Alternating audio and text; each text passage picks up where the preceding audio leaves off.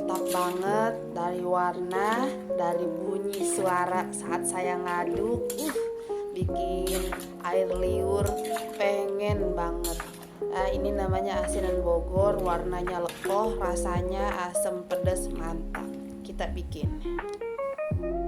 Bahan-bahannya mudah banget didapat ya. Yang pertama pepaya, bengkoang, timun, ubi orange. Terus ini yang wajib harus nanas, ada salak sama mangga mentah atau mengkel boleh. Bumbunya juga sederhana, cabai keriting 300 gram. Selera kalau mau lebih merah lagi bisa ditambahkan sampai 500 gram juga nggak apa-apa, tapi kalau terlalu banyak juga jangan. Untuk cabai rawit atau saya suka bilang cabai setan ya di pasar tuh karena lebih pedas, sesuai keinginan aja. Nah ini bumbu pemikatnya ada bawang putih. Jangan ada yang nanya kenapa pakai bawang putih, cobain ya, dicoba dulu, kritik dulu, karena rahasianya itu salah satunya di bawang putih. Gulanya untuk bahan-bahan buah-buahan yang tadi udah disebutkan atau nanti ada di deskripsi, ada 1 kilo gula, air asam jawa 50 gram asam, diaduk pakai air jadi 50 ml, cukup segitu asamnya sudah cukup. Ini terasi dibakar dulu, jangan terasi mentah ya, biar wanginya keluar.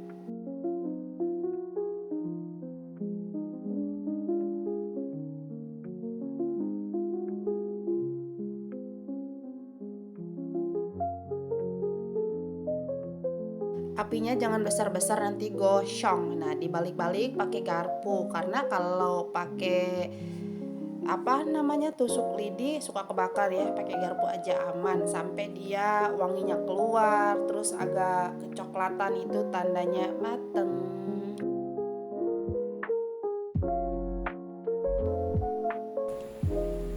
Cuci dulu cabainya sama cabai keriting, lalu rebus.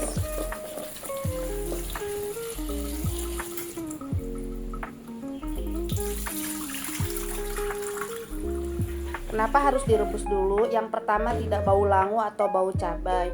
Yang kedua, kalau disimpan di kulkas, proses penyimpanan si asinan ini tidak cepat basi kalau direbus dulu. Kira-kira kayak gitu fungsinya ya. Nah, ini kita rebus dulu cabai. Saya bingung ya manggilnya di pasar biasanya panggil cabai setan, kalau rawit itu yang jenis hijau. Nah, ini keriting, tidak ada masalah. Kalau satu lagi cabai merah yang besar biasa dipanggil di pasar seperti itu. Jadi maklum ya, suka manggil cabai setan bukan berarti bicaranya jelek, tapi kalau di pasar nanya tuh cabai apa mbak? Cabai setan gitu. Ini dia sudah mateng cabainya, ditutup ya biar cepat matang merata, tidak lama direbusnya. Lalu kita tiriskan dulu. Haluskan dulu cabainya. Kalau sudah matang diulek juga boleh, nggak apa-apa, selera aja ya. Kalau saya pilihnya cap blender. Nah ini dia udah jadi bumbunya. Ini saya pakai wajan bersih ukuran jumbo, ukuran 50 cm. Kenapa? Saya nggak punya baskom gede, jadi pakai wajan ini. Kepentingan konten juga kan harus lebih terbuka. Baskom saya agak kecil, jadi nggak apa-apa, nggak masalah. Mau pakai baskom stainless juga ada ya. Tinggal tuang bumbunya yang tadi sudah di blender, pelan-pelan masukin bumbunya ke sini, lalu masukin gula pasir yang tadi jumlahnya 1 kilo, semua tuang.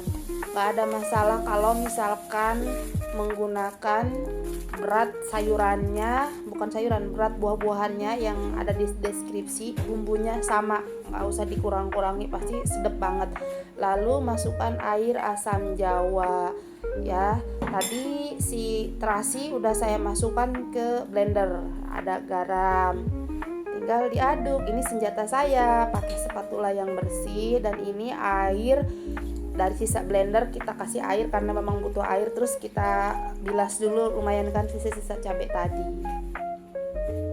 Kasih airnya segimana, kira-kira 2 gelas air ya buat ngebilas tadi blender. Nggak usah banyak-banyak, nanti si buah-buahan ini akan mengeluarkan air juga.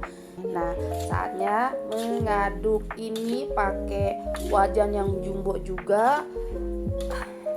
Penuhan ya, gak apa-apa. Saya sabar dan bisa dibereskan dengan teknik pelan-pelan. Aduk sebelah kanan, tahan di kiri. Aduk sebelah kiri, tahan di kanan.